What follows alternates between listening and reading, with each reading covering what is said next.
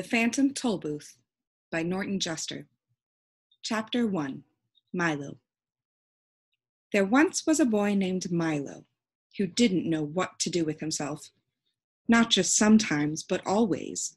When he was in school, he longed to be out. And when he was out, he longed to be in. On the way, he thought about coming home. And coming home, he thought about going. Wherever he was, he wished he were somewhere else. And when he got there, he wondered why he'd bothered.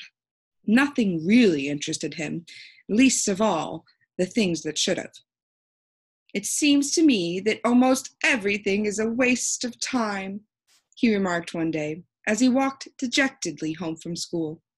"I can't see the point in learning to solve useless problems, or subtracting turnips from turnips, or knowing where Ethiopia is, or how to spell February." And since no one bothered to explain otherwise, he regarded the process of seeking knowledge as the greatest waste of time of all. As he and his unhappy thoughts hurried along, for while he was never anxious to be where he was going, he liked to get there as quickly as possible. It seemed a great wonder that the world, which was so large, could feel so small and empty. "And worst of all," he continued sadly, "there's nothing for me to do, nowhere I'd care to go, and hardly anything worth seeing." He punctuated this last thought with such a deep sigh that a house sparrow singing nearby stopped and rushed home to be with his family.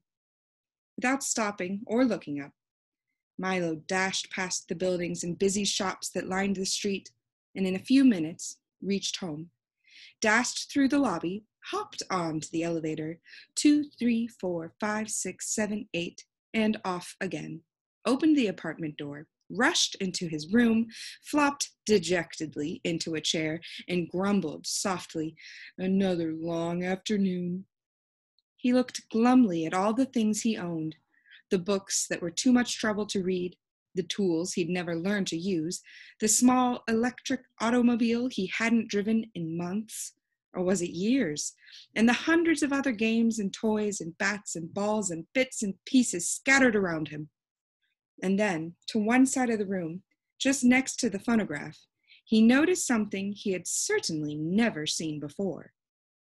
Who could possibly have left such an enormous package, and such a strange one? For, while it was not quite square, it was definitely not round, and for its size was larger than almost any other big package of smaller dimension that he'd ever seen. Attached to one side was a bright blue envelope, which said simply, "For Milo, who has plenty of time." Of course, if you've ever gotten a surprise package, you can imagine how puzzled and excited Milo was. And if you've never gotten one, pay close attention, because someday you might. "I don't think it's my birthday," he puzzled, "and Christmas must be months away, and I haven't been outstandingly good, or even good at all." He had to admit this, even to himself. "Most probably I won't like it anyways, but since I don't know where it came from, I can't possibly send it back." He thought about it for quite a while, and then opened the envelope, but just to be polite. "One genuine turnpike toll booth," it stated, and then it went on, "as easily assembled at home, and for use by those who have never traveled in lands beyond." Beyond what? Thought Milo, as he continued to read. "This package contains the following items. 1. Genuine turnpike toll booth, to be erected according to directions. 3. Precautionary signs, to be used in a precautionary fashion. Assorted coins for use in paying tolls. 1. Map, up to date and carefully drawn by master cartographers, depicting natural and man-made features. 1. Book of rules and traffic regulations, which may not be bent or broken." And in smaller letters at the bottom it concluded, "Results are not guaranteed, but if not perfectly satisfied, your wasted time will be refunded." Following the instructions, which told him to cut here, lift there, and fold back all around, he soon had the toll booth unpacked and set up on its stand. He fitted the windows in place and attached the roof, which extended out on both sides, and fastened on the coin box. It was very much like the Tollbooths he'd seen many times on family trips, except it was much smaller and purple. What a strange present, he thought to himself. The least they could have done was to send a highway for it's terribly impractical without one. But since, at the time, there was nothing else he wanted to play with, he set up the 3 signs. Slow down, approaching Tollbooth. Please have your fare ready. Have your destination in mind. And slowly unfolded the map. As the announcement stated, it was a beautiful map, and in many colors, showing principal roads, rivers and seas, towns and cities, mountains and valleys, intersections and detours, and sites of outstanding interests, both beautiful and historic. The only trouble was, Milo had never heard of any of the places it indicated, and even the name sounded most peculiar.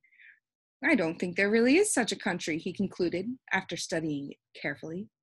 Well, it doesn't matter anyway, and he closed his eyes and poked a finger at the map. Dictionopolis, read Milo slowly, when he saw what his finger had chosen. Oh, well, I might as well go there as anywhere. He walked across the room and dusted the car off carefully. Then, taking the map and rulebook with him, he hopped in and, for lack of anything better to do, drove slowly up to the toll booth. As he deposited his coin and rolled past, he remarked wistfully, I do hope this is an interesting game. Otherwise, the afternoon will be so terribly dull.